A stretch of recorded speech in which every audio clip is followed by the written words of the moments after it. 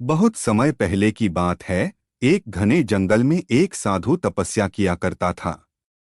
वह बहुत शांत स्वभाव का था और सभी जीव जंतुओं से प्रेम करता था।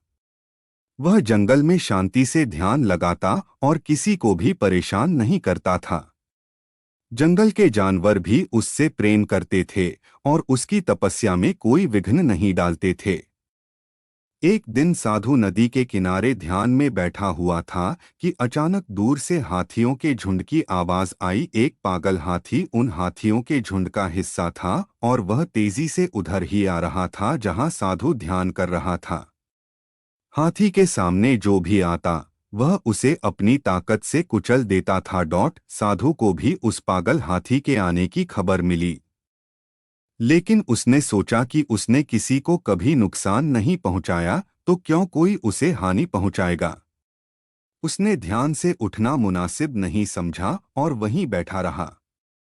कुछ ही समय में पागल हाथी साधु के पास पहुंच गया और उसे अपने विशाल पैरों से कुचलकर आगे बढ़ गया। साधु को गंभीर चोटें आईं और उसके शिष्यों ने उसे उठाकर आश्रम लाया। कुछ दिनों बाद जब साधु ठीक हुआ तो उसके शिष्यों ने उससे पूछा, गुरुजी, आप तो हमेशा कहते थे कि सभी प्राणियों से प्रेम करना चाहिए और उनसे कोई भय नहीं होना चाहिए। फिर उस हाथी ने आपको क्यों कुचला? साधु ने मुस्कुराते हुए उत्तर दिया, मैंने सचमुच किसी से डर नहीं महसूस किया, लेकिन मैंने यह भूल की कि उस हाथी का पागल होना उसकी स्वाभाविक स्थिति नहीं थी। वह अपनी सामान्य अवस्था में नहीं था और हमें हमेशा परिस्थिति के अनुसार विवेक का प्रयोग करना चाहिए।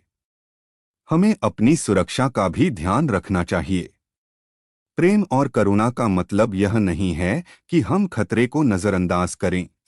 इस कहानी से हमें यह सीख मिलती है कि प्रेम और करुणा के साथ साथ विवेक का भी इस्तेमाल करना जरूरी है। खतरे के समय हमें सतर्क रहना चाहिए और हालात के अनुसार सही फैसला लेना चाहिए।